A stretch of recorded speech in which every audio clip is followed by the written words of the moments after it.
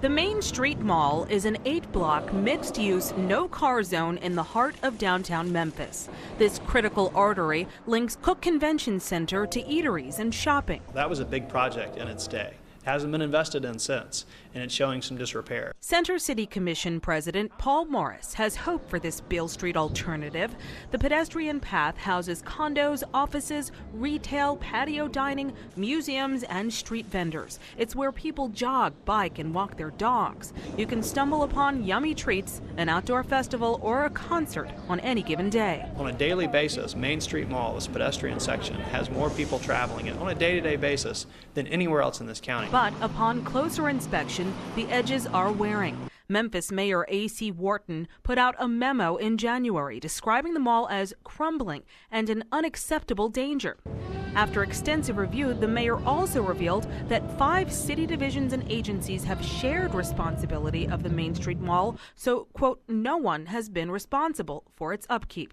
Some stores are vacant, the pavement is worn, and the paint is peeling. You'll see some areas where the city's literally boarded up the street because of grates that have fallen in. The city's lean budget magnifies the mishap. The good news is more than half a dozen major businesses have or will soon move in and around the Main Street Mall, an area that houses many transplants from other cities. But that means the clock is also ticking on the repair. Pinnacle Airlines, Stratus by ServiceMaster, and Le Bonheur have or will move in. The Great American Steamboat Company is eyeing the area, and nearby Bass Pro, Electrolux, and Mitsubishi employees are coming soon. So the mall could get busy fast. If you want to create that culture of pedestrian traffic and bike culture, that's where you need to invest and make sure that it's well kept up. With Memphis's signature trolley serving as its backdrop, Morris hopes this pedestrian path that could, will.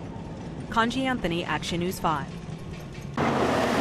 On a Friday night around 7:30 at the intersection of Summer Avenue and Mendenhall, Memphis police officers were flagged down by a woman complaining that her boyfriend had become violent after using crack cocaine. As police approached the man, they say he took off on foot and officers chased him through several Burr-Claire backyards. We saw, 12, 15 police cars. The chase continued here on Marcel Avenue, where police set up a perimeter right here in this neighborhood. At one point, they say they lost the suspect.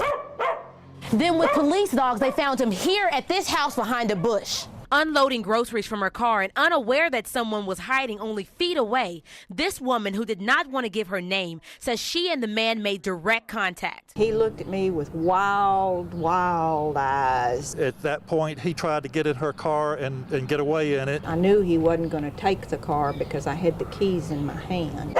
After realizing he couldn't get away in her car, she said he tried to take off again, but this time with police dogs on his track.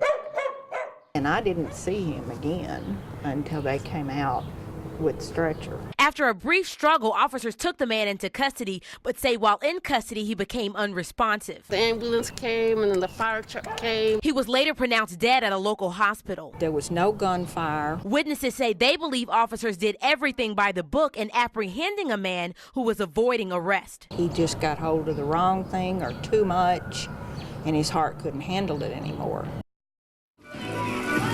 Don't burn my rib, that baby back. What began as a normal day of grilling for James Fawcett and his family was anything but for another family just a few houses down.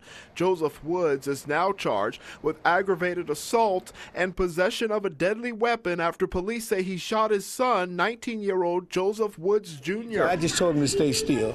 I told him don't move. I said, you've been shot, don't move. Just lay still.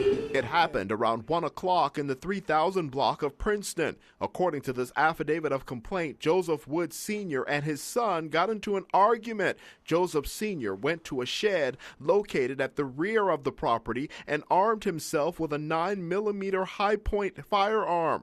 As Joseph Sr. was walking back to the house, he saw Joseph Jr. near his vehicle and shot one time, striking his son in the left side of his body. He was transported to the med. He's in non-critical condition from what I understand now. At the scene, officers arrested Joseph Sr., then brought him in for questioning, where he gave a written statement that he had shot his son. Officers recovered the gun at the scene as they spent the afternoon collecting bloody evidence and placing them in bags. hoping to learn what could have prompted a father to shoot his own son. I can't justify the father for shooting him, and I can't justify the son for getting shot for one reason. I don't know the situation and what happened between the father and son.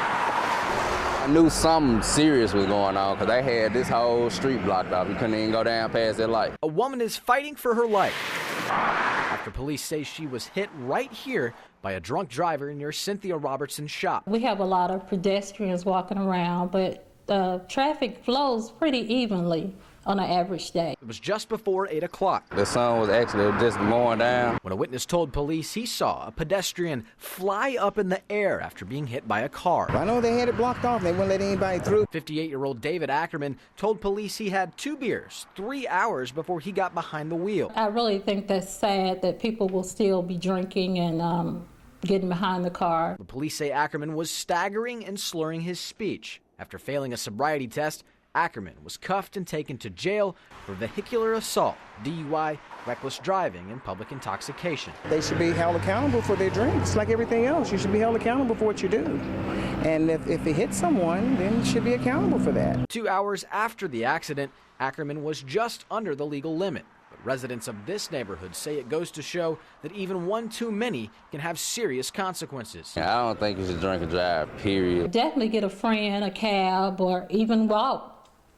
Or stay home and drink. I went to Ackerman's last known address, but nobody answered the door.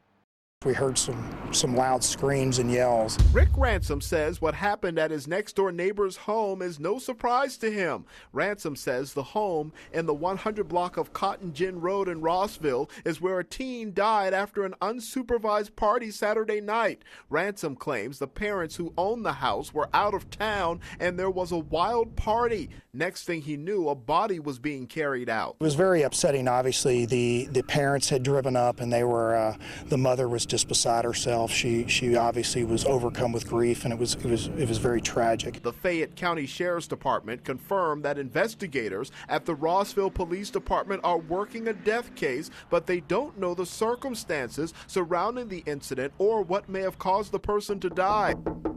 Meanwhile, I went by the home for comment, knocked on the door, but got no answer. Ransom told me this has been a problem house with wild parties happening in the past. It seems pretty indicative when the parents leave that there's people that arrive and spend the night all night long, and there's noise and things like that. So it's happened obviously more than once. But other neighbors like Glenn Smith are still in shock. Sometimes kids do stupid things, not thinking what the outcome's going to be. And after the fact, I know that in this case, they would have wished that it hadn't happened.